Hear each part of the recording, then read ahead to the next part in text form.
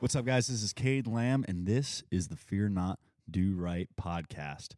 Now, this episode, I say this about everyone, but I've wanted to do something like this for a long time, pretty much since we met about 5 years ago. Today, I'm joined by Sawman, Craig Sawyer. What's going on, Craig?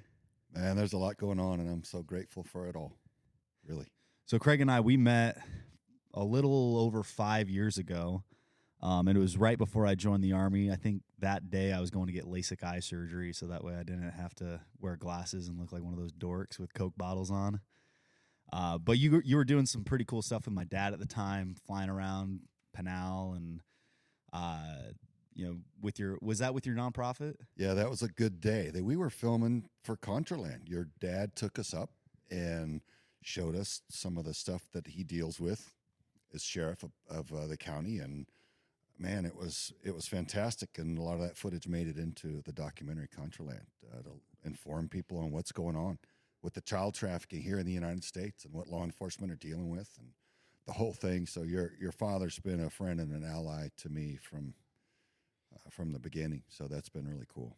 Now, you've had quite a career that's led you up to what you're doing now. I believe it started with the Marine Corps and onto some NSW stuff and up from there. So what got you involved in the military and got you through all that? You know, hindsight's 20/20, Cade.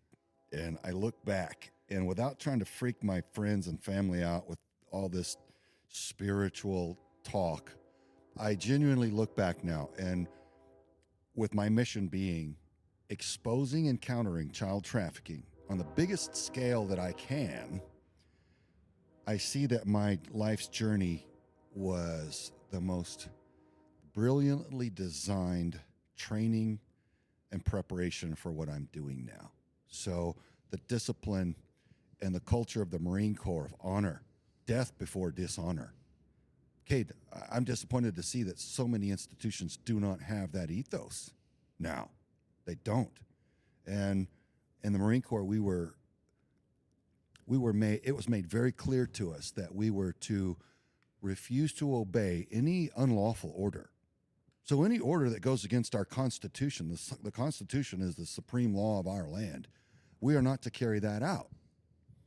And once I got into federal law enforcement later, I realized they don't share that culture. They don't have that notion of thou shalt disobey an unlawful order, because we're here to serve the people and the Constitution. So the Marine Corps and then the SEAL teams, all of the warfighting capability and the specialty training. I mean, I've been to dozens and dozens of schools, and I've been all over the world. I've been to 60 countries around the world in defense of our nation. And I learned so much, all the different cultures, and I've seen what happens when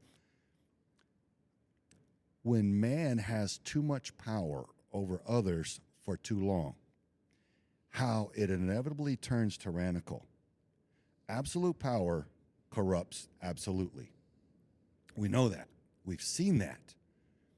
And now, looking at it, our people, the American citizens, don't seem to comprehend that historical lesson that absolute power corrupts absolutely. So they keep expecting for a giant bureaucratic institution to kind of, I say, be their mommy. Well, the government can never be our mommy because it's too big and it's too impersonal. I've seen that play out so many times. So, man, all these different jobs that I've had, and after federal law enforcement, of course, I learned a lot in federal law enforcement after my time in the SEAL teams.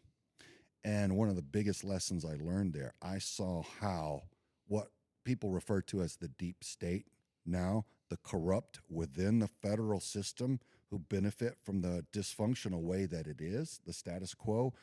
I learned their culture. I witnessed it from inside, and I was faced with a moral and ethical decision to make one day when multiple agents of mine, I had 210 agents to manage in the Las Vegas field office, and 3 of them came to me within about a week. 2 of them came to me back to back and said, "Hey, boss, we perceive the high likelihood of violence in the workplace due to the toxic culture that this SES level exec from the top of the FBI has brought into our field office.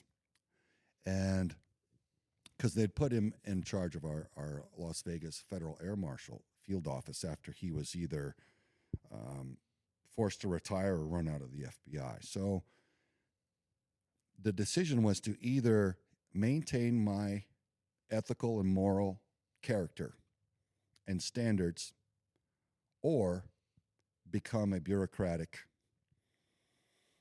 abuser of authority and be part of the system. And I couldn't do it. I told my wife, I said, hey, here's the decision I've got on my plate, and it's going to be ugly.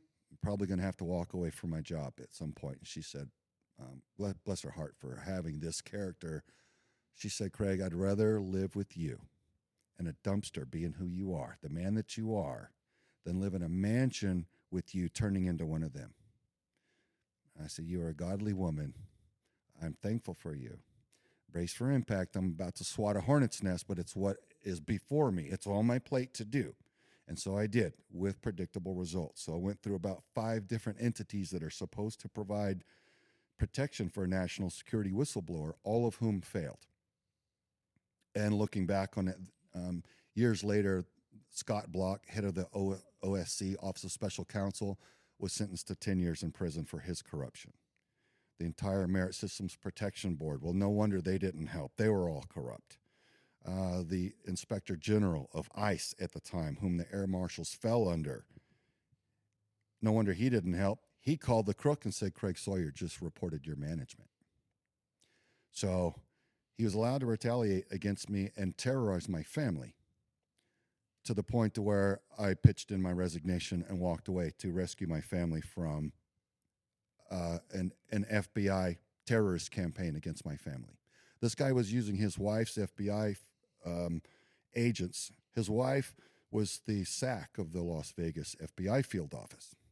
So this guy was using his wife's agent, since he was retired, his wife's FBI agents, to conduct close, overt surveillance on my wife when this guy would send me to D.C. for 30 days at a time with no assignment, to sit in a busy office with no assignment, as a humiliation tactic.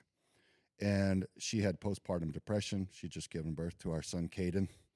And she didn't know what was wrong, but Caden almost died. He had a severe illness that almost took his life. And she had these agents. The phone, every time she picked up the phone, it was clicking like an old, dragnet, poor technology phone monitoring system. Like they wanted her to know that they were listening. And private emails, the SAC of the field office would let me know that he knew the information in my private email. So he wanted me to know that they were conducting this. So my wife anyway, long story short, I had to walk away from that career. Lost everything because my Navy time was bought back into that. So I was going to retire with a full federal package after 33 years. I had to walk away from all of it to do the right thing. Nobody ever made me whole, but I learned that lesson of how the deep state protects its own. Because this guy, I'd blown the whistle on him and it freaked him out because you don't do that. Mm-hmm. These guys are protected. And all the agents that have been in federal law enforcement for decades said, Sawman, what are you doing? This guy, you're not going to be able to take him down. He's a SES. They're untouchable. And I said, well, he's in the wrong, and he's destroying innocent agents' lives and careers, and it's not okay, and I'm not going to stand for it. And long story short, yep, I did have to walk away because nobody would intervene on my behalf and for my family, but it was the right call. I think it was 2 years later, a special congressional delegation investigation came through that Las Vegas field office. And I said, what are you finding? And they said, gross mismanagement and retaliation. And David Knowlton was fired shortly thereafter. So it was a right call. It was an expensive call, but now I know how the deep state protects its own. And I saw what they fear, Cade. And what they fear is exposure. They fear truth. So if anybody with any platform starts speaking truth about this cabal, about this abuse of authority, about this corruption, it rocks them. It terrorizes them. That's why they're afraid of moms who ask prudent questions at school board meetings on why her elementary school child is being shown pornographic material, and there's drag queen story hour of men grinding in skimpy clothes in vulgar ways in front of elementary school children, why is it that she is called a domestic terrorist by our federal law enforcement agencies and then hunted and investigated and harassed? That's abuse of authority. We've got some cleanup to do within our federal system. So I learned all of that from there. Then I went into the diplomatic community, high threat mobile security over in the war zones, a lot of connections that I use now. This is all the journey that God Almighty obviously knew that at the end of this, I was going to take on this mission for the children and combat child trafficking, and I would need all these contacts and all this experience. And then I went into the intelligence community and did high threat mobile security for their folks over in the war zones. And man, I'm so connected now, and I have access to bring in information and assets to expose a global crime of just utter hostility against the children. I call it a war on children. We could talk about it a little bit, but that's what I'm fighting. And I look at that journey that really prepared me for it. And, you know, the biggest part of it was my father, who was a strong spiritual leader and pastor. He was sincere. He wasn't one of these preachers that you see that says one thing and does another. No, he was living it 24/7. He was a genuine, sincere man of God. And I learned under him. And when I learned that this child trafficking is ultimately a spiritual attack on the most innocent, the children are the purest among us. They're the most innocent. They're the least worthy of any sort of hostility or harm, but that's what it's all about. These people that do this are very sick spiritually and psychologically. So that's what I realized I was going to have to fight. But these agents that were in on these early raids and recoveries, I say early, and from my knowledge, were telling me these people consort with a lot of those that are involved in witchcraft, and there is a spiritual veil of protection around this crime against the children because it's a spiritual attack on them, and these people do get an amount of wealth and power for a period, for a season, for doing this to the God's most precious and innocent. I thought, this is very, very sick, but I know my father wouldn't be okay with this, and he would stand up and speak up and fight. And I realized my kinetic skills aren't necessarily applicable to this. This requires something higher. And really, I look at it now, and truth is the biggest weapon. Truth is a spiritual weapon that evil cannot withstand exposure in truth.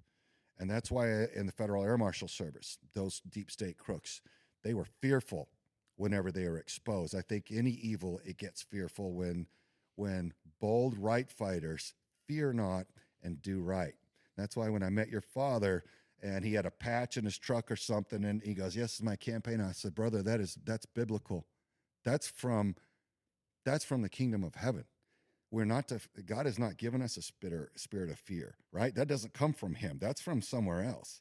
And when you operate not in a spirit of fear, but in love and of power and of a sound mind, those who are doing evil fear you, because you are not controllable by their methods of deceit and manipulation, and you're not afraid of them. So then they have no power over you, and that causes them to fear. So it's beautiful how this whole thing's come full circle. Yeah. It's crazy that you kind of mentioned that because, even just a few months ago, about 6-7 months ago now, I think I told you this when we were at SHOT Show, but, I started doing this podcast over the summer, and I was on my way out of the military. And I had a few guests on that have had some controversy surrounding them. True the Vote, Carrie Lake, my dad, there's Sheriff Lamb. And, I was on this doing this internship, getting out of the Army, and I go back to Fort Bragg to sign my paperwork, go on terminal leave, this and that.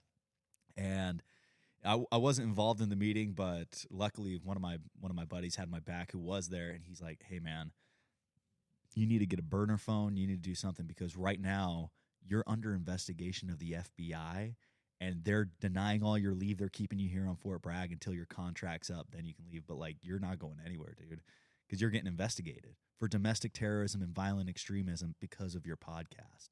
Hold on.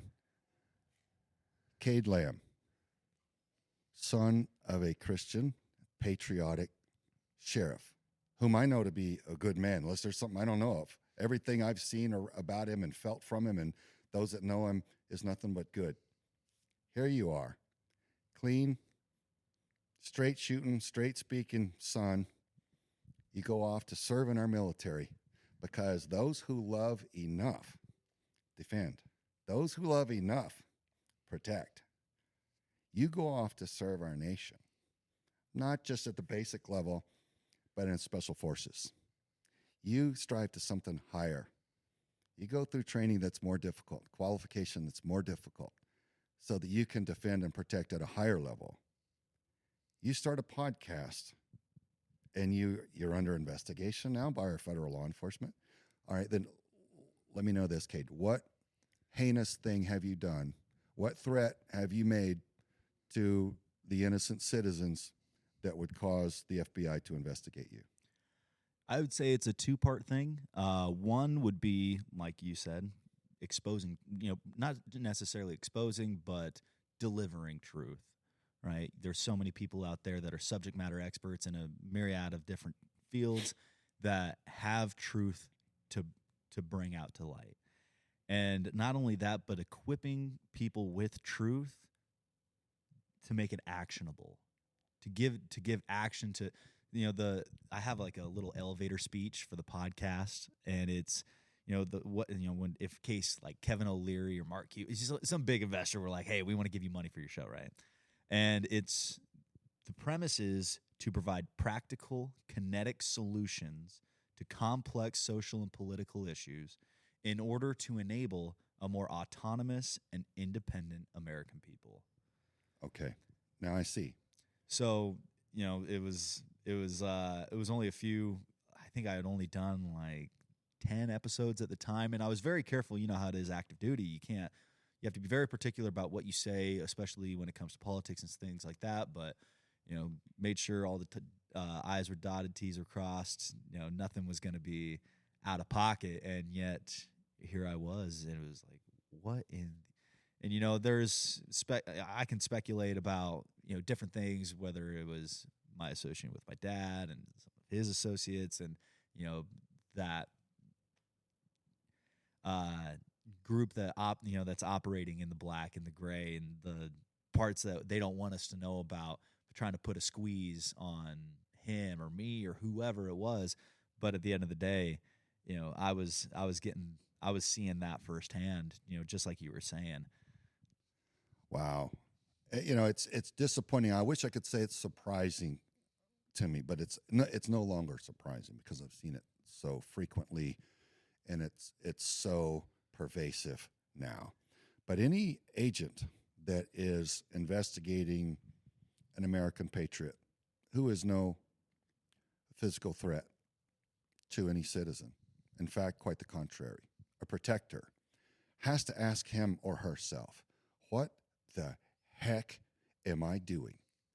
I swore to uphold and defend the Constitution against all enemies, foreign, domestic.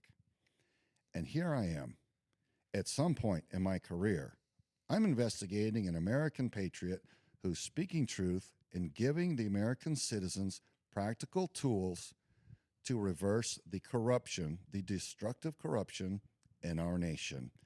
I'm investigating him rather than terrorists, rather than high-level cartel, drug and human traffickers, rather than those selling and torturing children and organ harvesting and all the other heinous, harmful crimes we have in our nation.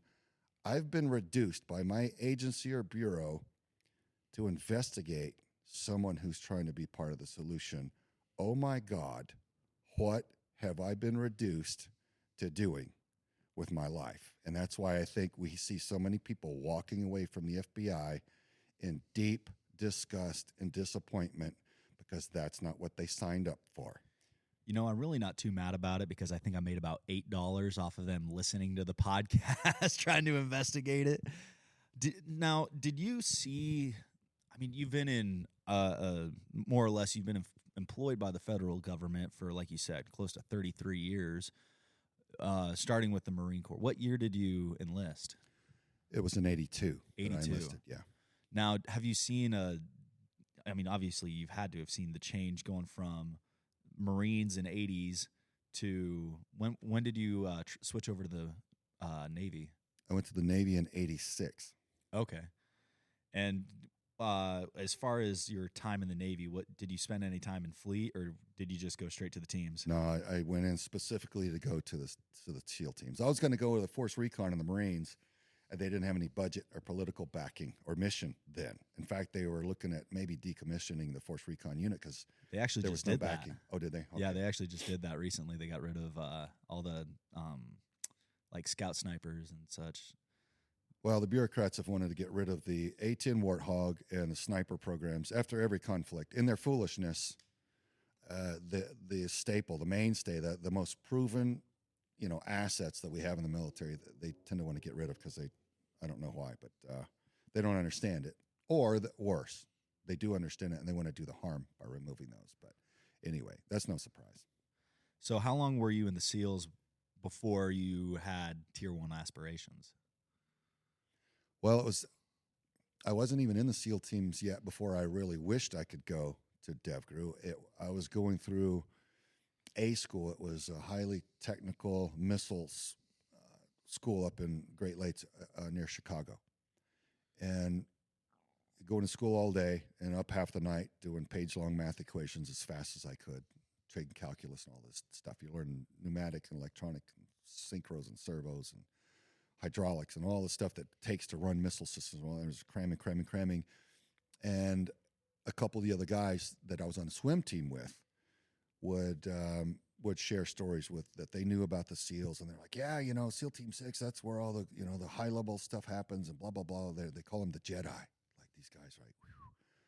They're the elite, the selected, the best performers from the other teams, and they go and they operate with a lot higher budget, and the mission's totally different. It's like really wild stuff, and I'm like, man, that'd be really cool if one day I could be warrior enough to make it onto that team, to operate at that level and look to my left and right and see true war-fighting patriots that really mean to bring it at the highest level. What an honor and tremendous privilege that would be. And I didn't know if I had what it took. I knew things came very easily for me. Like I was fighting martial arts tournaments. I was the defensive captain of a 5A football team, strong side linebacker, and boxing and riding dirt bikes and all that. I was able to assert my will physically very well, and I was good at shooting. It just came natural to me. I could always shoot very well. And I thought, man, that's great. Maybe I'm a big shot in my neck of the woods, but you got guys from all over the country that are big shots from their necks of the woods. And, I know some of these guys are Olympic level athletes and just brilliant minds. And I don't know if I'll have ultimately what it takes. But it started early on, Kate. It started early on. It's pretty crazy how those programs really do draw out maybe not even the big dogs of all these small communities, but you get into that environment. And I mean, I remember when I first enlisted, I had a large class, and most of the guys were going through the SF pipeline, and it was crazy to just be almost remedial in who I was. Like, I don't have a degree. I was a pretty fit guy, but all of a sudden was just like a middle of the road performer.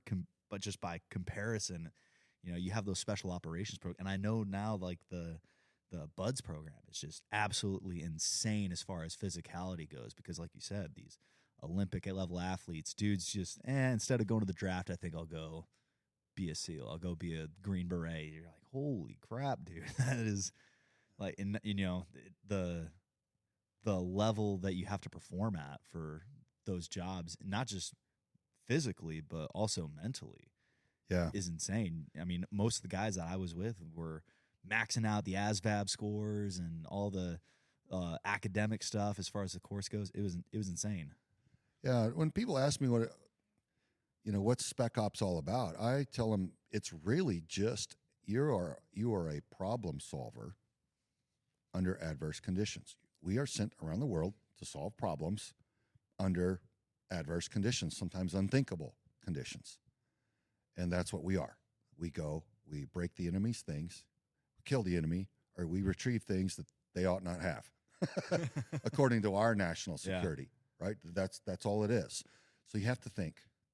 We've got other things that we can bring brute force with, but surgical, selective, target ID, threat recognition, shot placement, those judgment calls. That's why there's such a screening process to see if each operator can really be part of the solution rather than the problem.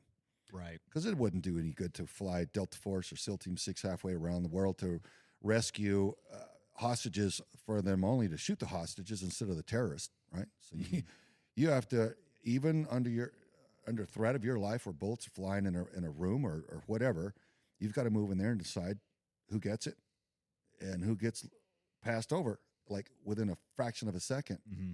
And those shots had better be right where they need to be. Then you can take the hostages home, or then you can retrieve the thing or break the thing or whatever the op calls for, and do it accurately and precisely with that surgical precision that our elite units are known for.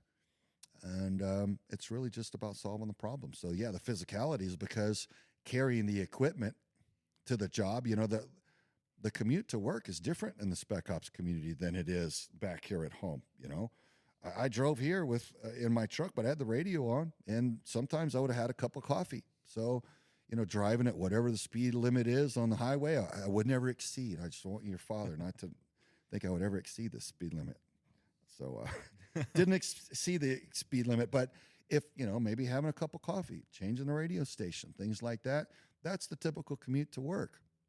Well, shooting Spec Ops community, you may be locking out of a submarine at night at depth. And there may be sea snakes, there may be sharks, there may be everything. And you come up, and inflate boats, come over the horizon over the beach into a nation and do your thing. And you may have mountains or swamps, or you may jump in at 35,000 feet with 200 pounds of equipment on you and oxygen and everything else with the whole team, and need to land somewhere very, very small and have all the control of how to get there. And the sea states are so rough sometimes, man, it just beats you to death. And you see these giant waves, and you're like, man, how are we going to do this? So the equipment's heavy and the commute's rough. So we have to be very, very fit. It's just a practical necessity of that task. You got to carry the tools to the fight. Then you have to win the fight. You got to get each other out of there and come home. So, yeah, it's just, a small, frail, weak chassis doesn't get that part of the task done. So, I love what I believe he was a coworker of yours, a colleague, Chris Beck. Yep. So I was listening to a podcast that he was on recently, and he had a quote that I think surmises this perfectly, but he said, "Don't tell me how to do it. Tell me what you need." Right? Tell me what the end state is. I'll get it done. My guys will get it done. We will do whole thing. Don't tell me how to do it, though, because that's not going to work. Yeah, that's the difference between the culture at DevGru and the culture with maybe some other units. And I won't mention any unit names, but I've been blessed to cross-train with a lot of the most prestigious counter-terrorist units around the globe, all our big now allied nations. And a lot of them, their officers plan the operation, and they tell the diggers, they call them, or the operators, what the op's going to be and how it's going to be done. And then the operators go carry that out. At DevGru, the operators are the ones that understand problem solving at that level. And Chris was right. Tell us what you want done. Tell us the outcome that's desired, and we'll figure out how to bring it about. Because we're out-of-the-box thinkers or problem solvers, and we may have solutions that you don't know about. And it's brilliant to watch hardened pipe-hitting warriors planning and coming up with ideas on how to solve these problems and solutions. It's brilliant. That's the most motivating and inspiring thing I think I've ever seen, besides just the sheer heart and will to win and bring about a positive outcome for the American people.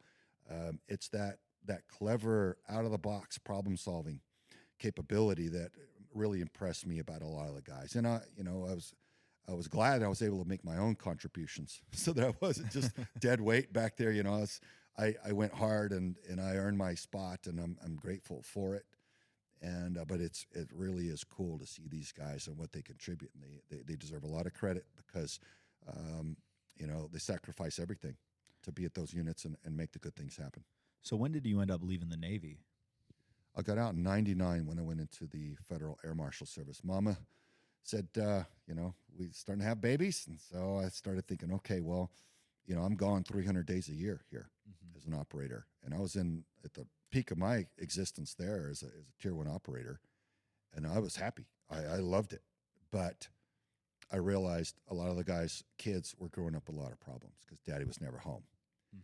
And, that's a whole thing where my parents were good parents, loving. I grew up in a loving family, and they were at all my football games and track meets and, baseball games, everything that I had where I needed parents there. They made sure they were there. And I thought, man, that's the way to be. I need to be there for my children so my children don't grow up to be the problem kids and problem adults. I love them enough, and it's in my principle to be there for them. So I transitioned into federal law enforcement and bought back that 13 years of Navy time to add to my federal career so that I could serve and still serve our nation, but take care of my family, be home most nights, and be there to raise the children.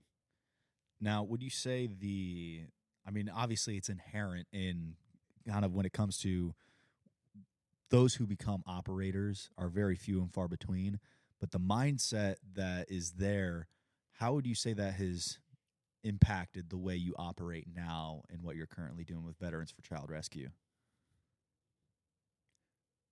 I would say it's the diversity of contribution from the different minds. So at DevGru, we had one guy in my sniper crew who had been part of Red Cell in the early days. And Red Cell's job was to go test Navy security on their bases. And Red Cell they thought more like criminals or terrorists because their job was to present those type of challenges to our security on our naval bases around the world, sub bases, ship bases, and all these kinds of things. And so he thought like that. Well, there was an op that we were planning our contingencies for, our evasion and escape plan for this, because you always have these contingencies and incorporated into the plan. And everybody kind of came up with the same contributions. We're going to go to here, then we're going to do that. And this guy came up with something so swale, we would call it, so crazy, so outside of the box. And at first we were laughing and condemning him and criticizing him for it. And then we let it sink in and realized, my God, that's actually brilliant under the circumstances. That's a fantastic contribution. And so that ended up being the plan that we worked with, and we actually used it, and it worked. And we got criticized later for it because it was unconventional. But then when we pushed back and challenged, well, it was absolutely effective. So you tell us it's wrong. And they're like, you have a point there. So I think it's that, to answer your question, it's that diversity of team input on the problem solutions that people can have. So, I like having guys from all the different agencies and all the different units involved so that I don't need 3 or 10 or 50 guys that think exactly like I do. I can think like I do. I need somebody that thinks differently than I do, that sees a solution that I don't. And that's the value, I think, of a diverse team that I gained from that Spec Ops experience. And number two thing that I gained really from it that I carry forward is that insane will to win, that determination that thou shalt not fail, make it happen. Here's a whole nother, this could be either a lecture or a lecture or a sermon or however you would want to package it, but make it happen at DevGru doesn't mean, just go try your best, Craig. Just go do your best, and if you fail, it's okay. No, it's like, this is a matter of national security. This result must be brought about. You've got just about every asset and luxury available to you as a Tier 1 problem-solving operator. Make it happen. Cause it to be so, regardless of the effort or the cost. Bring about this positive outcome for the American people, period. That's a pretty heavy rucksack to put on. And we shouldered that every day. But that determination, man, when you see guys at work bringing solutions with that level of determination, that's a whole different can of a whoop ass, if you will, right? It's thou shalt make it happen. So it's good, but it also, if I transfer it forward, I also had to back off of it a little bit. When I was sitting in church one day, and our pastor, Craig Coulter at OVC, and beautiful soul, he said, somebody showed up here today thinking it's all on you to save the day. Like, you're carrying that big load, that big burden. And he said it a lot nicer than this. He delivered it with a lot more love than I'm about to. But what I took from it, what I needed to hear was, who the heck do you think you are? You think God needs you? You know, he doesn't need you. It's all his. All of it. Who do you think you are? Like, ground your ruck, Marine. Let it fall to the deck. Take a breath. Take a knee. Drink some water. It's not all on you. That was really, really a relief. Healing, if you will. Because, at that time, I was still early days in Vets for Child Rescue. And I'm like, I'm going to be here in my mind. And I realized this was misguided. My heart was right, but my head needed to be recalibrated. I was like, okay, I see this great evil, this pervasive war on children, and I'm the one that sees it, and I'm the one with the heart for the children.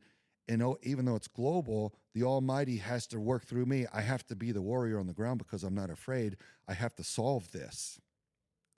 Well, that was misguided. All I need to do is be obedient. Yep. I need to throw my back into it. I need to listen and seek guidance and do my best. It's not all on me. It can't be on me. I can't get anything done. No matter how many millions of dollars have been spent on me, no matter how many countries, problems I've solved, ops I've been on, how much decoration I've received for it, none of it matters.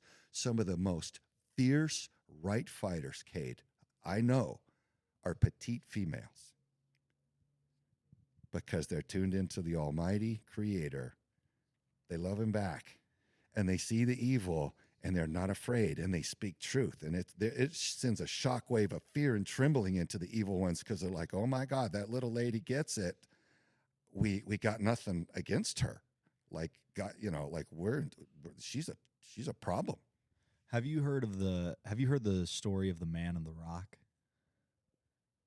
Send it. Give me the gist of it. So this man, he's a faithful man, and he wakes up one night in cold sweat. He has a vision, and the Lord comes to him and says, "Hey, here's a rock out in the middle of the woods, and it's not like a stone. It's like a rock, like a huge boulder." And he says to them, the Lord says to the man, "I need you to go find this rock, and I need you to move it. I need you to push it." And the man's like, "Oh my gosh, the Lord just came to me in a vision. I'm gonna get after it." So he wakes up the next morning, puts on his boots, he puts some chalk on his hands. He goes out, he finds that rock, and he starts giving it everything he has to push against this rock. And obviously, it doesn't go anywhere. And he does this day in and day out for weeks, months, years, and he just keeps pushing. And eventually, the adversary, Satan, devil, whatever, comes to him, and he's like, "Hey, man, what are you doing over here? You're pushing against this rock. It hasn't moved an inch. You really think you can move this entire rock? You're stupid if you think that. Like, you have no business being out here pushing against this rock. It's not doing anything for you. You're not doing anything for the rock. Just give up, dude. Like, there's nothing happening here." And he's right. The rock hasn't moved. The man hasn't moved the rock at all. And it's been probably a year now he's been pushing against this rock. So he goes home, and he's pretty, he's sorry. He's got his tail between his legs. Man, what am I doing pushing this rock? And that night, the man has another vision. The Lord comes back to him. He's like, "I don't need you to move the rock. I will move the rock. I need you to push against it because look at what it's done for you since. Your back is wide and strong. Your hands are thick and calloused. Your legs you've been pushing against this rock. Your skin is tan. You're hard. You're this hard dude now because you push against this rock. Look what it's done for you. Right? Look at what I've been able to turn you into by having you push against this rock. I don't need you to move the rock. Let me move the rock. I just need you to push against it so that I can make you into what I need you to be. That's beautiful. He is just that good. I mean, if there's anything I've learned is that our Creator is just that good. And that's, I don't have to understand why so many men choose evil, because everything's a choice, right? We're given free will. We are blessed with free will to choose at every moment of the day. Are we going to serve that which brings about healing and life? Or are we going to serve that which brings about destruction, sickness, and death? Everything's a decision. And when I don't understand why so many people choose evil and why that evil result is allowed to harm so many others, I no longer have to understand it at every step of the way. I just know to have faith that there, for everything, there's a reason, a purpose, a plan. I've seen it again on the other side, again, back to hindsight, when I could look back and go, oh my God, that was a brilliant and beautiful path or journey. And in the moment, way back when, oh God, why me? Why did I lose my federal, everything for my federal pension and retirement? Now I see, I know how to break the back of the deep state. I know how to break it. I know their weakness. I know how they protect their own. And I've written out an entire plan. I can't wait to execute that plan when we get the right president in, who will bring in the right attorney general. Because we can drain the swamp. We can recover legitimacy and honor and justice and truth in our nation. But it's got to be a process. So what got you involved with Veterans for Child Rescue? How long have you been doing that? I started it in 2017. It was in about 2014 or 15. A friend of mine from the CIA let me know that the area that we'd grown up in, which was just north of Houston, Texas, had become this really hot epicenter of child sex trafficking. And I asked him to share with me what that looks like, and I just got my heart broken. I mean, here I was, a war fighter, a Navy SEAL sniper from, Texas loves their Navy SEAL snipers, man. So we're loved there. But we love our culture, and it's everything. I felt like if there was one flagpole for downtown America, it should have been right in my front yard. I mean, that's like where I grew up, and I wasn't okay with this evil happening, and I could not reconcile it in my mind. How is this evil happening in this area where our culture is so counter to that? And I realized, back to my Spec Ops career, back to my intelligence community days,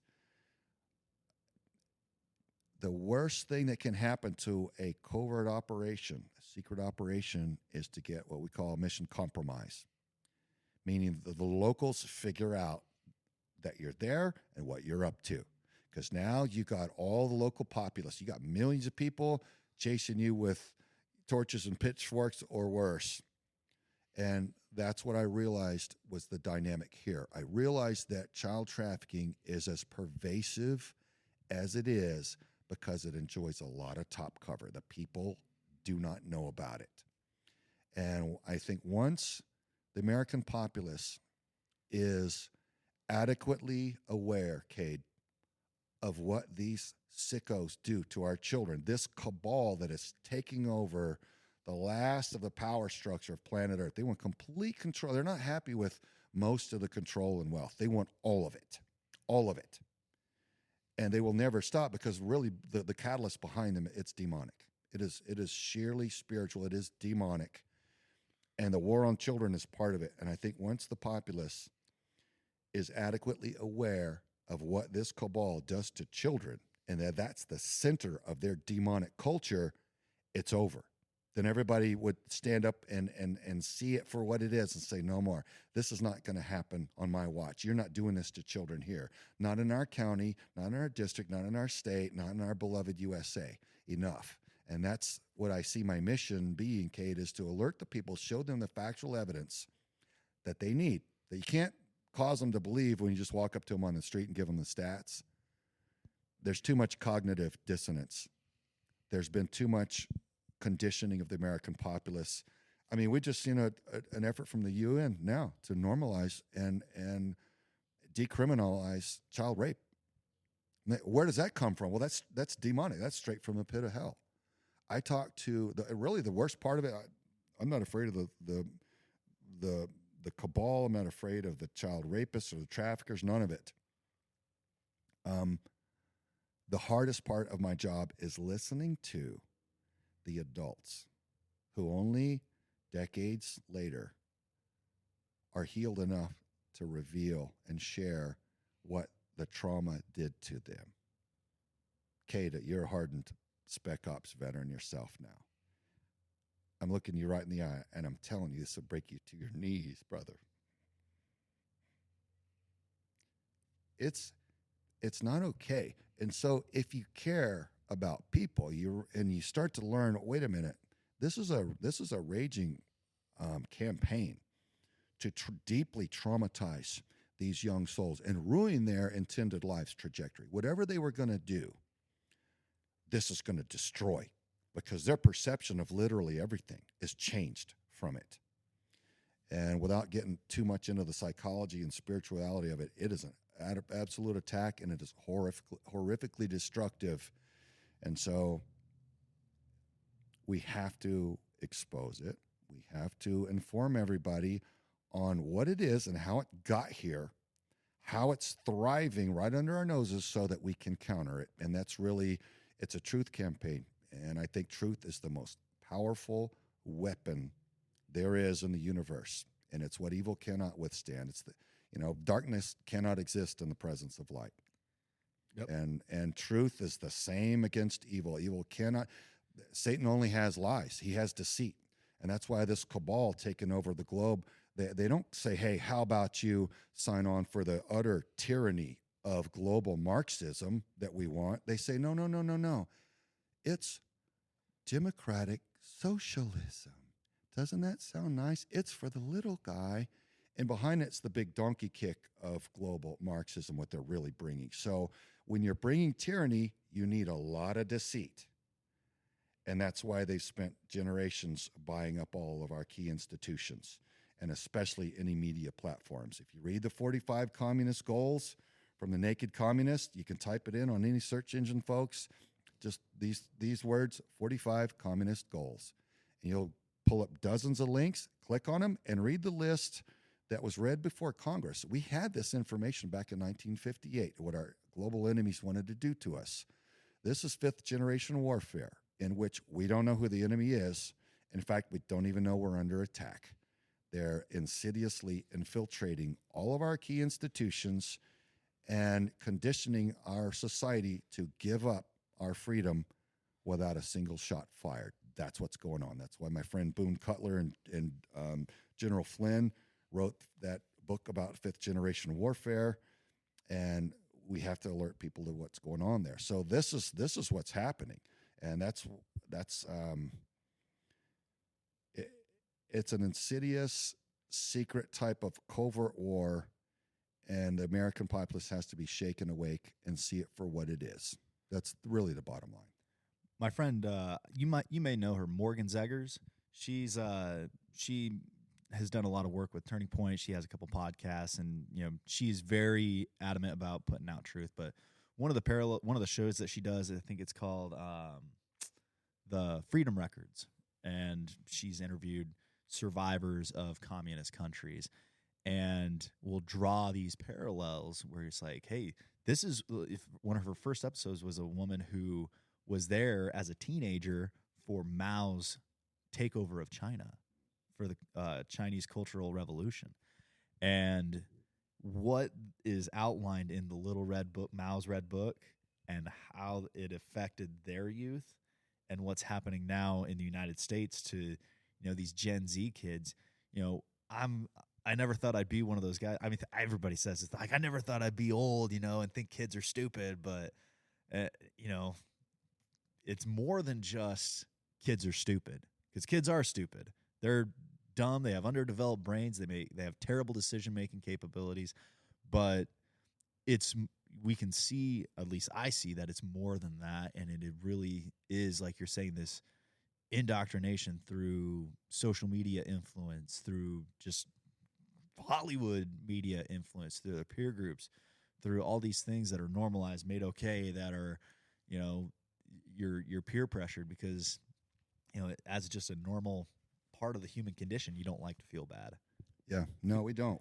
And that's why we're so susceptible to that type of rhetoric, that type of propaganda. Oh, it's for the little guy. Mm-hmm. It's all deceit. Or it's all or love is love. Like again, your Chris Beck talked about it in his podcast with Sean Ryan, where, you know, he gets love bombed because of this. You know, if you align with this way of thinking, you're going to get love bombed, and you're going to find this exception and adoration and all this stuff, and none of it's real. Yeah, yeah. So much deceit, and that's, you know, Satan has only deceit. He is not a creator. There's one creator. So Satan gains favor and influence through deceit. So I talk about it. My best analogy is glitter on a cesspool, a rancid sewage pit with glitter on the top. It's the shiny thing. Oh, look, nice. I want that. But once you get close enough, or once you're spiritually tuned in, you can realize what it is. You can smell it. You're like, man, that's rancid. You don't want any part of that. There's no redeeming quality there at all. It leads to sickness and death. And it's just a matter of knowledge for the people. And Yuri Bezmenov was a Russian KGB defector.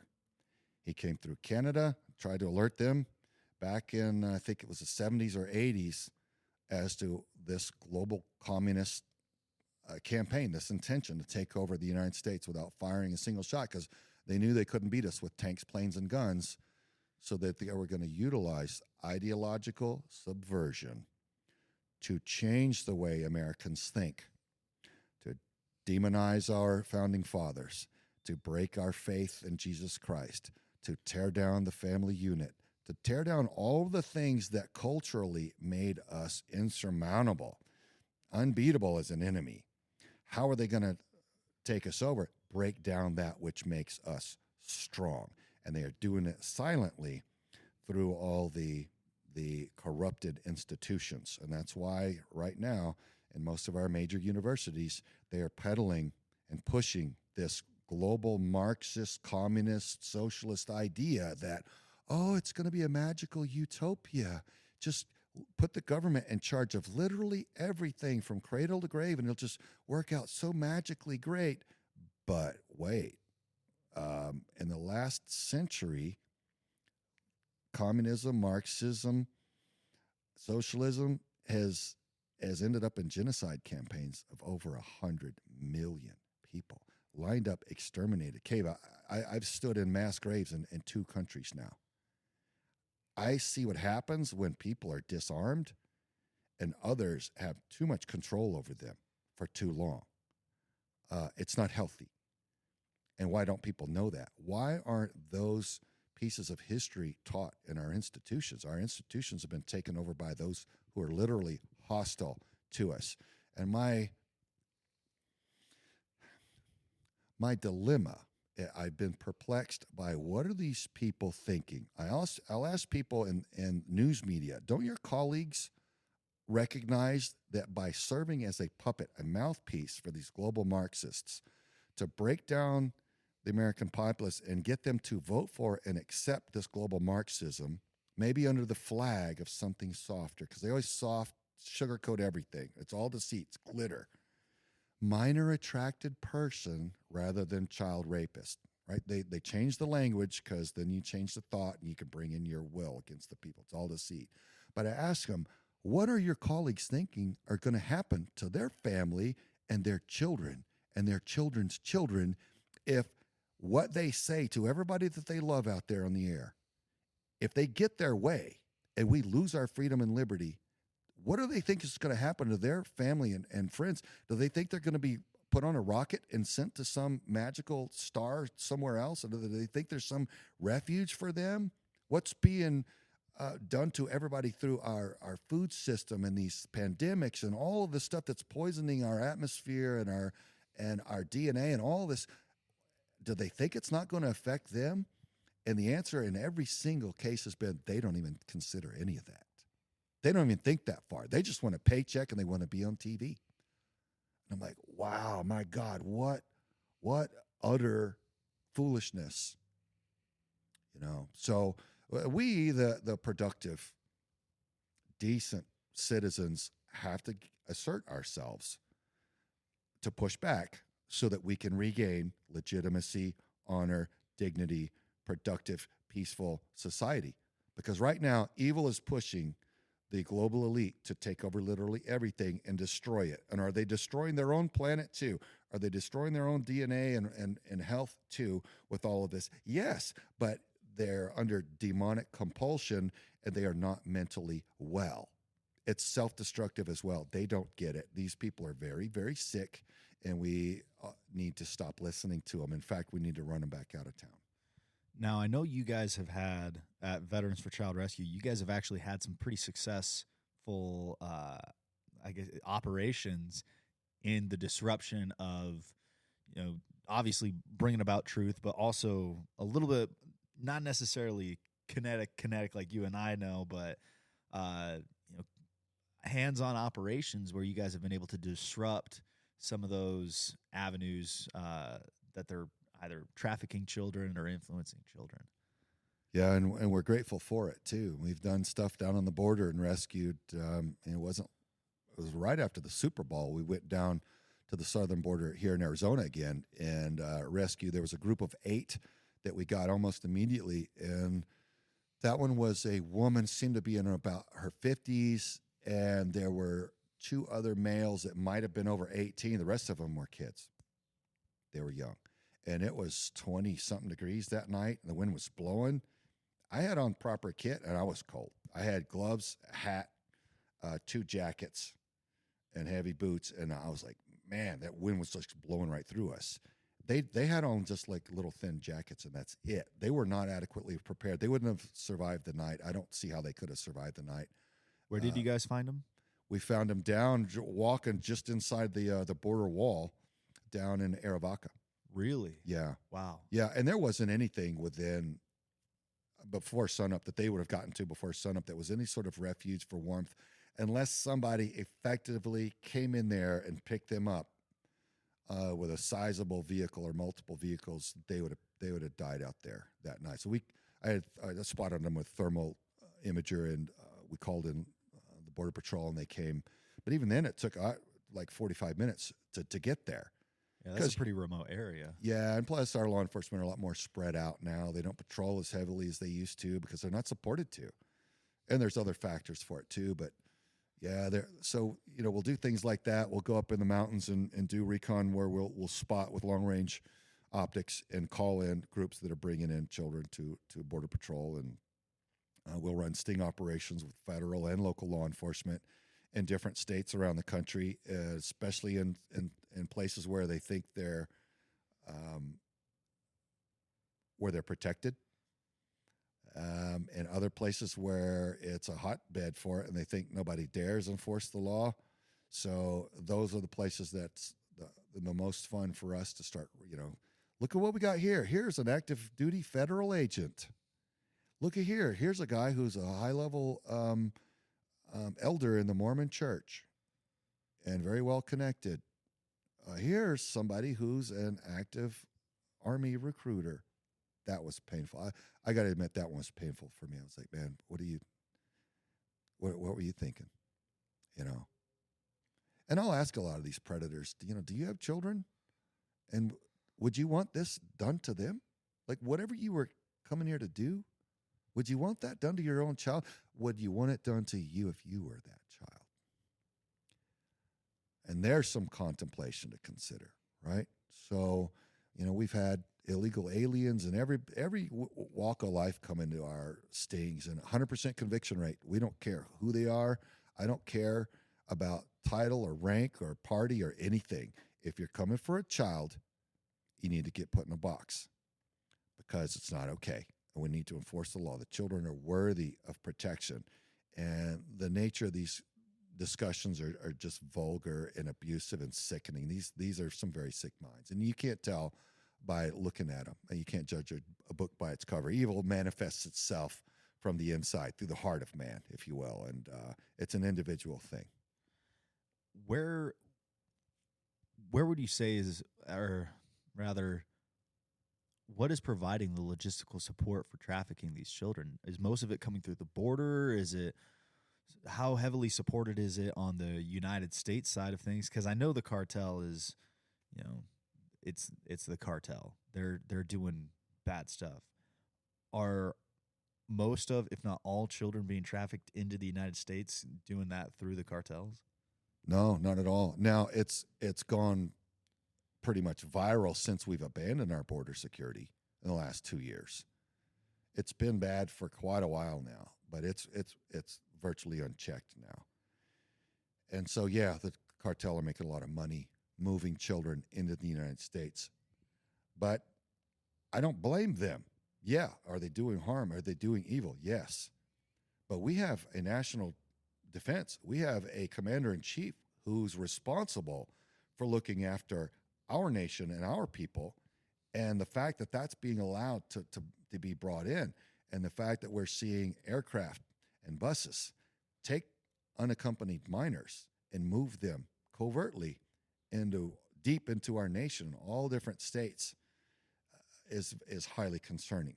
Some of the way that they're moving children is not the way that you move children honorably and legitimately to their biological parents. A lot of this is being done in a way that you would do a covert narcotics drop. It harkens back to Mena, Arkansas, with Bill Clinton and his, C-130 full of cocaine days. They're dropping these kids in small airfields where it's illegal to land after midnight. They're dropping them at 3 and 4 a.m. in aircraft whose tail numbers are registered to companies that have been out of business for years, with manifests that say cargo instead of souls, and 20 or 30 children get off. Wow. So that's happening. But we also see Child Protective Services, which is a state-run entity. In some states they do well, some states not well at all. They have a horrible reputation here in Arizona, as an example. Really? And they can target single moms who seem to be the most vulnerable victims, especially if they're maybe a minority single mom. And if she's got multiple kids and she's got long work hours or working multiple jobs, they can come in and say, hey, we are the authority, and we see one of your children looks maybe a little thin, maybe one's a little bit dirty, and we are deeming you an unfit mother. She may not know what legal recourse she has. So she loses her children. Well, those children are taken, they're put in the foster care system. Some foster care parents are loving, good, and decent people. Some are not. Some are utterly abusive. And so when the children go from home to home to home, what we're told is eventually the children somehow go off the books, and those are the ones that are most pervasive in the United States. That's where they seem to come from.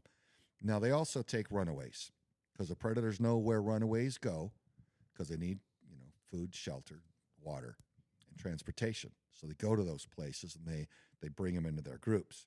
But it seems like Child Protective Services is something in that foster care system that needs to be deeply investigated, because that is what we're finding and being told so widely is the most pervasive sourcing of the children that are bought and sold off the books, just like a piece of meat. Here, torture this boy, murder him in a satanic ritual or whatever you want to do.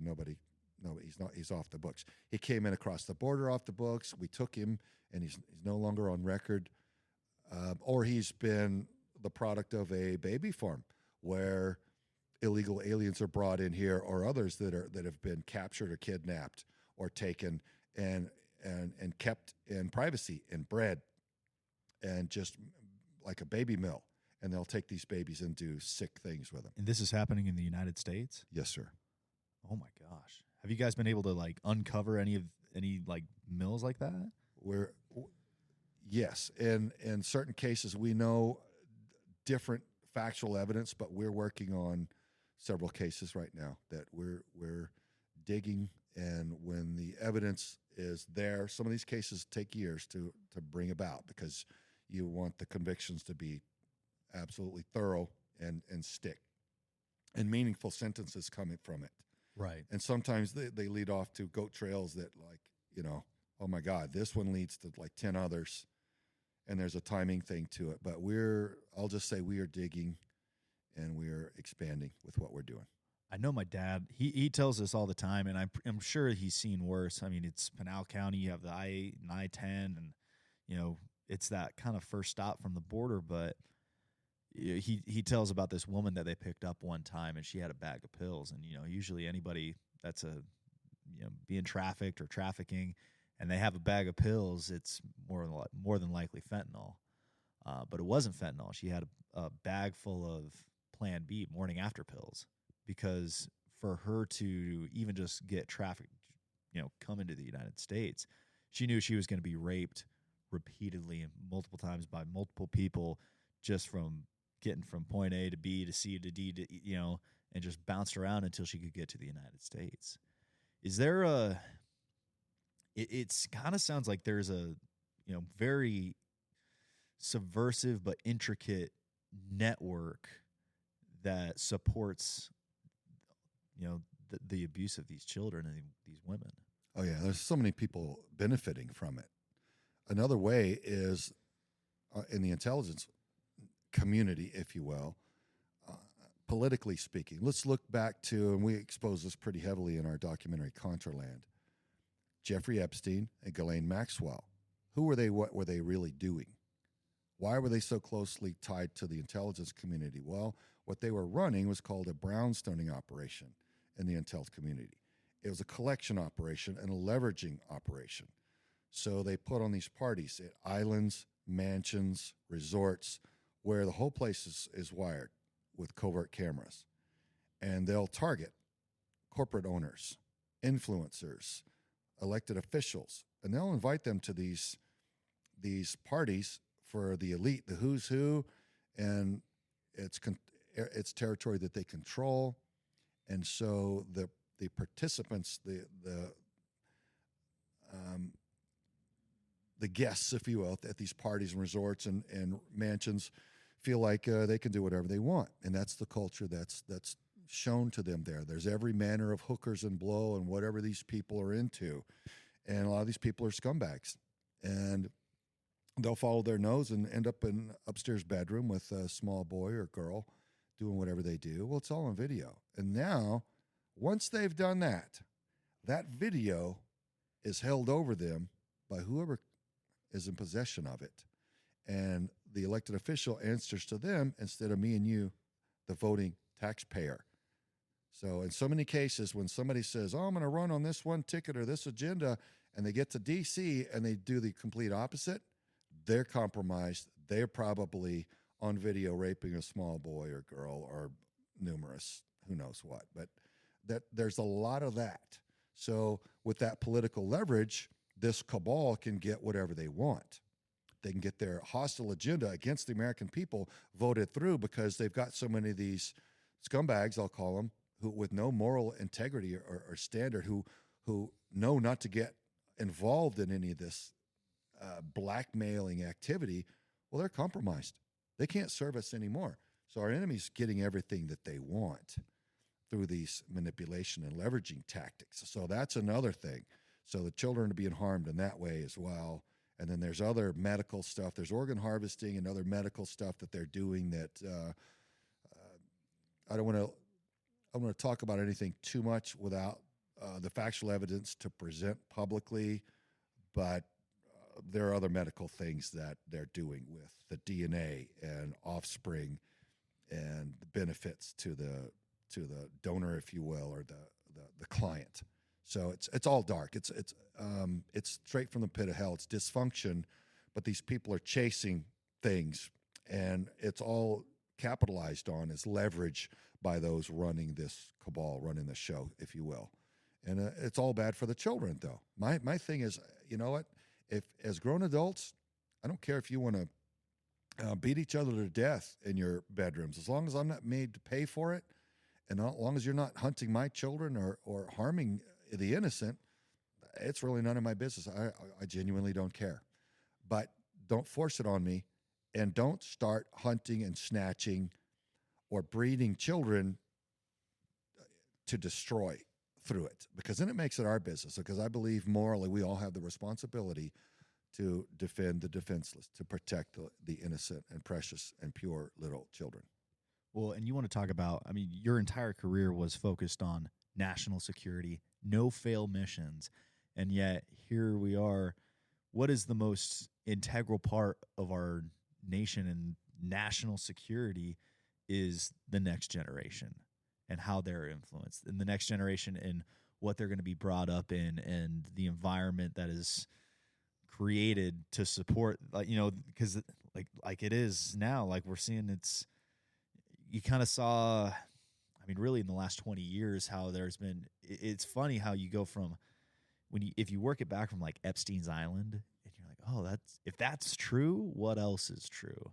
And you kind of work backwards, and you can kind of find these hinge points where it's like, oh, that was very important when this politician or this public figure did this in this court case or whatever it is, because it normalized or set a precedent for these types of activities, led us to where we're talking about minor attracted persons instead of rapists. You know, we're having mental health discussions when it's just called, you're sick, here's a jacket, go sit in the padded room. You're not allowed to touch anybody. You know, 40 years ago, 30 years ago, even 20 years ago, the behavior that we see today would never be tolerated. There's no enforcement. I say that the soul of our nation is sickened because our people are starved for justice. It will not do to have a known and avowed globalist billionaire funding the campaigns of DAs, judges, and attorneys general with the agreement that they will not prosecute entire categories of crimes, including child rape and child trafficking. That will not do. That's a glaring conflict of interest. Even if you had no morality in you at all, if you had no compassion for children, you should see that as a glaring conflict of interest. You can't pay a judge not to enforce the law against a horribly destructive crime. Why is that allowed? Why is George Soros allowed to fund the campaigns of our judges and DAs and attorneys general? It's unacceptable. I'm going to be speaking at the Texas Capitol on the 29th. There is a rally there, and this one's called How Many More? And it's a humanitarian crisis on our southern border of all of the things that are so unacceptable about the lack of control, the lack of enforcement. There's people on all sides getting destroyed through this. The cartel are probably the biggest financial beneficiary, but it's the global cabal who want control of the United States who are ultimately benefiting the most, because they're getting their way through this harm and destruction on our populace. Even just the fentanyl itself. Let's look back at Vietnam War. It went on for about 20 years. We lost 58,000, just under 300, from 20 years of warfare there. Now, part of that was advisory campaign. It was a minimal. So even if you chopped it down to 10 years of warfare, 58,000 in 10 years. Cade, we lost 120,000. More than double that in 1 year. Where's the outrage? Where are our elected officials saying, oh my God, they're making war on our nation. We are losing people. And I don't care if you think someone that took a pill that poisoned and killed them deserved it, because what about the fact that the cartel are staining some of these pills to look like sweet tarts, like little candies, and a child might be crawling around on the floor, pick one up off the street and eat it. There's just a lot that's going on here that begs the hard question: why, oh why, is that not front page news, a national crisis? I mean, look at what they did for COVID. They went completely flippo over COVID, and look at how strongly our federal government asserted itself. Now we got 120,000, and that may not even be the total number because a lot of the coroners are backlogged. Yeah. So, but 120,000, that's more, that's double the rate of 10 years of war casualties. I mean, just consider the ramifications. Just contemplate the utter destruction and death just from the fentanyl alone. I think in the last 20, I mean, even if you were to go to the last 20 years from the global war on terror in Afghanistan and Iraq, there was, less than 10,000 actual, service members killed in action there. Well, let's just say it's 10,000. You're talking about,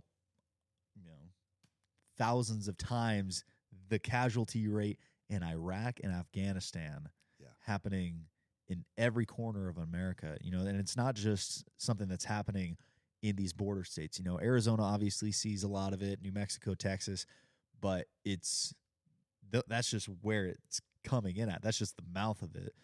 Every inch of America is being affected by this because every inch of America is being pushed these drugs and these, and if you don't think that you don't have cartel in your community, you're wrong. If you don't think that you have fentanyl presses right there in, small town USA, you're wrong because it's there. And you can see some of them from the southern border. You can see like the lights on at night, and friends that I go down with that are advising me, they're like, "Yep, see that right there? They're pressing fentanyl right there, and they bring it in right here, all the time." So, what do parents need to do to better protect? We'll just start there. What do parents need to do to better protect their children? I just became a dad, so it's like, oh my gosh, now that threat is just made a little bit more real. And it's not just in like let's go, hunt your local pedophile, but it's like, I have a child that is at risk from these people in these communities everywhere in America. How do I protect my daughter from getting trafficked into these networks? Yeah, man. Well, somewhere there's the perfect balance between absolute security and absolute freedom. So if you let your children out, to play with a sharp eye stick, and a lighter, and go play with fire and sharp knives, and you're a little toddler, and then this electric, you go stick this in the light socket, do whatever you want. That's total freedom. And if you lock them away in a padded room with nothing, that's total safety and an oxygen supply, but that's miserable. So where's that perfect balance between, safety and freedom? Well, the situation's going to dictate. And right now, the situation is to where our children are under significant threat. And you can go to V4CR, or vets4childrescue.org. We have a lot of tools, Cade, on our website. We got a fantastic lady that loads all this up and lets people know about problematic apps for the phones and the smart devices that the predators use to stalk our children. Some of these apps have covert facial recognition. You can see whatever apps your child is on, social media platforms, locate your child. There's even geolocating, where it's actively pinging, and it'll show the predator exactly where your child is, not only what town, but what neighborhood, what house, but what room in the house that cell phone is pinging from. So if your child's walking home from the school bus, he or she could be a very easy target for someone to snatch up if you're not right there to get your kid, or if your kids in the park, if they got a little cell phone in their purse or in their back pocket or something. Predator can stalk and chase them that way. And also the predators pretend to be other children and playing games. So your child might be playing games and seeing, oh, there's another child, and this is my new friend, Daddy. And you're like, who's your new friend? And you realize your child's never seen him and really talk to him by voice, and they think it's a child, but it's really a full-grown predatory adult setting your child up for the unthinkable. And so if we understand that, we understand to what degree we really need to become a helicopter parent. We don't want to spoil their childhood and spoil their joy.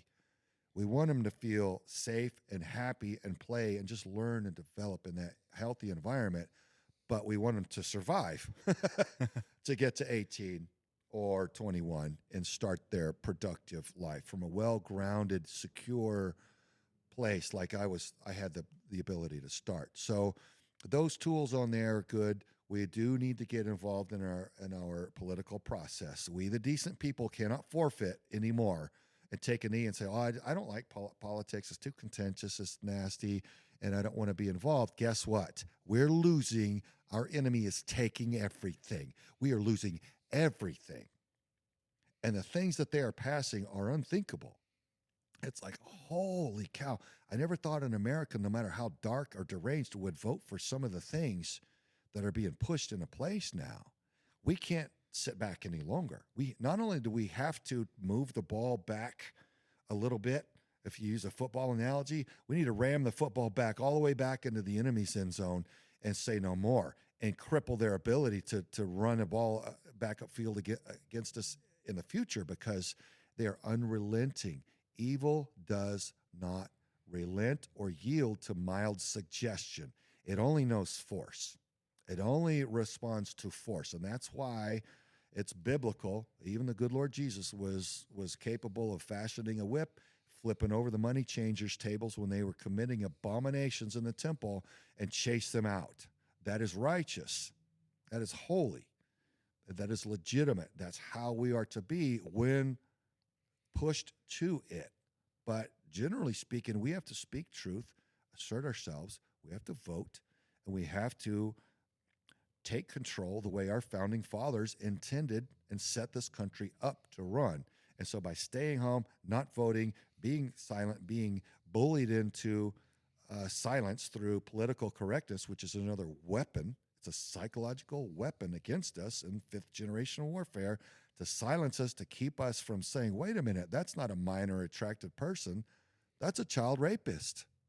And you having sex with that child is going to lead to a lifelong list of trauma. If he or she doesn't take their own life, which many of them do, they're going to be deeply traumatized from it, and it's going to negatively affect every relationship and everything that they contribute or do for the rest of their lives, unless they receive some deep, miraculous, real healing, which is rare, I'm sad to say.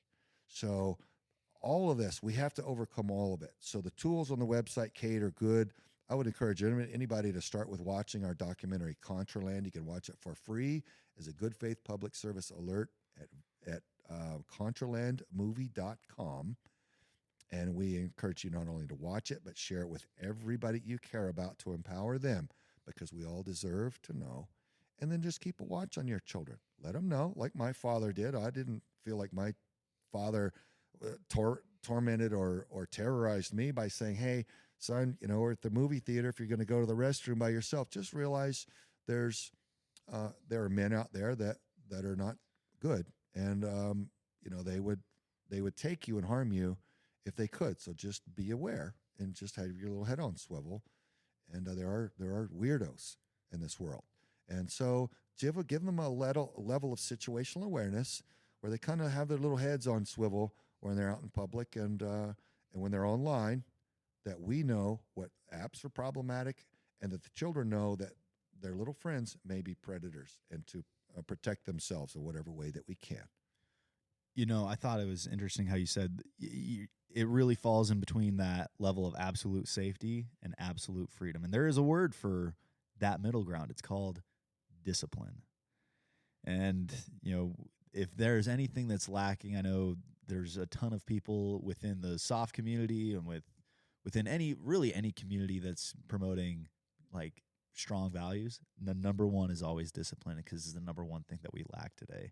And it's the number one thing that that predators take advantage of, whether that be crooked politicians, globalists, rapists, predators, cartel. They're taking advantage of the lack of discipline, whether that be on the parents' end, the adults' end, the child's end. It's just not there. And it's, how do you reinforce that absolute freedom? Because, you had the most absolute capabilities of any service member at a time, right? You have that tier 1 funding, you have the tier 1 training, you know how to dismantle any sort of operation, whether that was a country, a compound, you guys could take it down.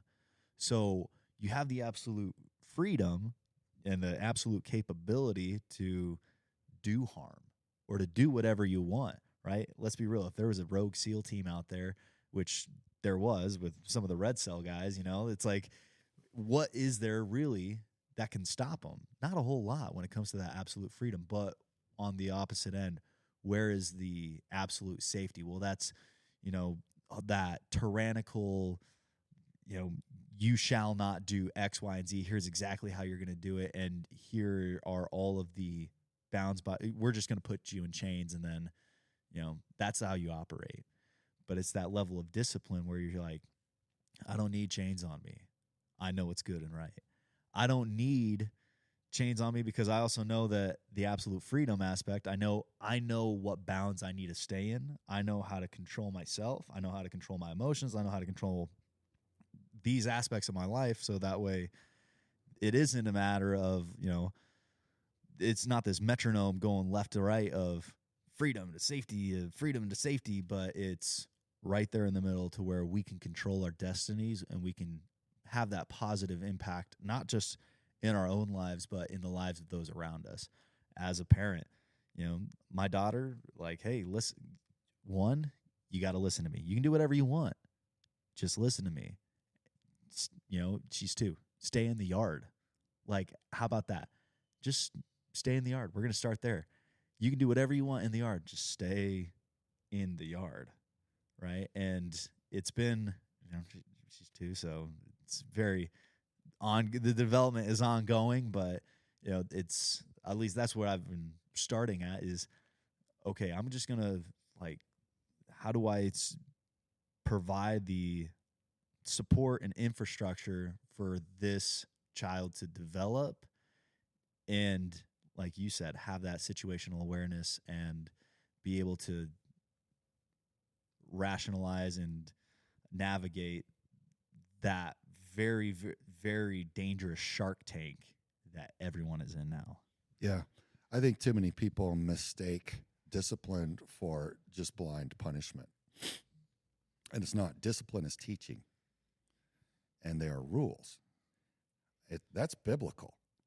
The Bible says, spare the rod, spoil the child. What does that mean? Well, if we don't love them enough to hold a straight line and teach them the way that they should go, they're going to wander around and try to invent the wheel in all kind of ways that have been disproven and suffer the consequences from it. So we teach that knowledge is power. If you love them enough, you want to share that knowledge with them. A friend of mine told me once I was deploying too much in the Department of State and intelligence community. He said, Craig, kids spell love Time. And I'm like, yeah. And what are we doing when we're sharing that time with them? We're loving on them. And I think one of the best things we could do is teach them, man. Just let them know, here's how it works. That wisdom with how things work. And it seems like that's so much the agenda from this dark cabal is they're removing the things from our curriculum that empower our youth with how things really work, civics and everything. How do we control the government? How do we assert ourselves? All that's being removed. Why? It's insidious. It's hostile is what it is. And so if you love your little ones, yeah, you teach them. And there is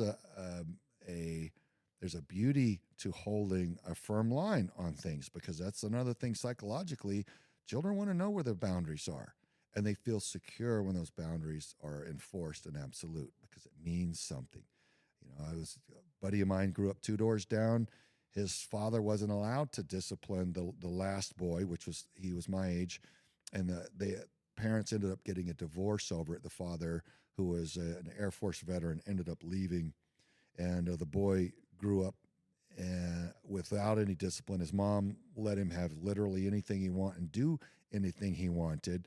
And by the time we were out of high school, his life was a disaster. He quit high school early. He got into drugs and eventually got himself killed. By the time we were 20, he was gone. And tragic story. But you could sit back and watch it coming, and you could predict it through her lack of discipline. And it's sad, but yeah, discipline is absolutely, it's an act of love and the sharing of knowledge. And so beware of the deceivers, and beware of the dividers, and beware of those who are censoring the truth, because that is an act of hatred and hostility. That's from the enemy. And that's something we have to kind of wake up to. And you mentioned Chris Beck, man. There's so many others. Chris, I've started talking to a little bit more. You know, he's awakening a lot more spiritually now. And there are other war fighters, tier 1 guys, that are starting to awaken spiritually, going, whoa, whoa, whoa. They're lying to us. I could see it now. And I pray more now. And I meditate more now. And I'm starting to figure a bunch of stuff out. And I'm starting to like understand. And there's this whole thing of these I call them right fighters, of people that are waking up and go, whoa, whoa, whoa, wait a minute, man. It's almost nothing is how it's been kind of portrayed to us in recent generations. And what are we going to do about it? And that's something that's pretty intense to witness happening. So we're starting to connect with each other. And how do we bring love? How do we bring truth? How do we counter? How do we serve now for the kingdom of heaven? What does that look like? That doesn't look like tains, planks, and guns. That's not a kinetic war. That's a war where truth is the most powerful thing, because once people understand the truth, they see through all the BS and all the coercion and all the manipulation, and they can recognize how to act in their own best interests and protect each other. And that's really what this conflict, this spiritual conflict between the forces of good and evil really is about, is control, and truth is what will shatter the enemy's campaign. And that's why you have some of these agencies that have been infiltrated by those who are evil-hearted, abusing that agency, bureau, or title, because they're compromised, and they serve this anti-American globalist cabal who are ushering in global Marxism, and they can't have those of us out there exposing it, calling it out, and denouncing it in bold moral conviction and righteous indignation, and saying that's not okay. I'm not condoning violence. I'm saying that shall not stand in our United States, and we have to stand up and say no and vote these people out, investigate them, and drain the swamp and fix this. So individuals being, like I said, disciplined, and also being bold enough to keep each other accountable. I mean, that's what it is just, hey, not only do we need to keep politicians accountable, whether that's through our vote or whether that's through, legal means, but also keeping our communities accountable by saying, hey, this can't happen here. This can't happen in this school. This can't happen in this neighborhood. This can't happen in this home. And making sure that ourselves are disciplined, that we're able to instill that in the next generation, and that we're able to keep each other accountable on that. Yeah, you're absolutely right about that. And we need to recognize the fact that we are being played. It's a total psyop to say that we have to be tolerant of literally anything. That is a weapon that has been used against us so extensively and shockingly effectively, Cade, to where we've been conditioned. I'm saying we as a society, I've thrown that yoke off from the beginning, but I see so many that they feel like they need to be tolerant. Like, whoa, wait a minute. If someone comes up here and starts taking an ice pick to your toddler, are you going to be tolerant of that? Oh, well, no, of course not. Okay, so there is something you should not be tolerant of. What if they take a flamethrower to your child? What if he throws your child down and starts sexually assaulting him or her? No. Okay, well then we need to resign ourselves to the fact that there's a truth to, hey, we should be tolerant for things that are beneficial and helpful, but not to that which is destructive and leads to sickness and death. So there's a line there. So we need to reawaken to that fact that, hey, blind tolerance is not okay. That's not how we are to be. There's the truth. There is such thing as good, and there is such thing as a bad. There's another spin that's been put on us. Be tolerant of literally everything, and there's good and bad. It's just subjective. It's just how you feel. No, if it leads to sickness and death, it's bad. If it leads to healing and life, it's good. And we have to choose. And we don't have to say okay to that which is destructive. In fact, we must refuse it and reject it outright and denounce it. So where can people find more of your content, Craig? What social media, websites? What do you got going on next? Where can they find you? Well, whenever I start getting millions of people responding to any particular truth that I share and everybody gets excited about it, these social media platforms who are owned and operated by those who are hostile to our best interest delete, my platform. So I wouldn't steer you to any of my personal social media platforms, but you can find what we're doing at vetsforchildrescue.org or v4cr.org.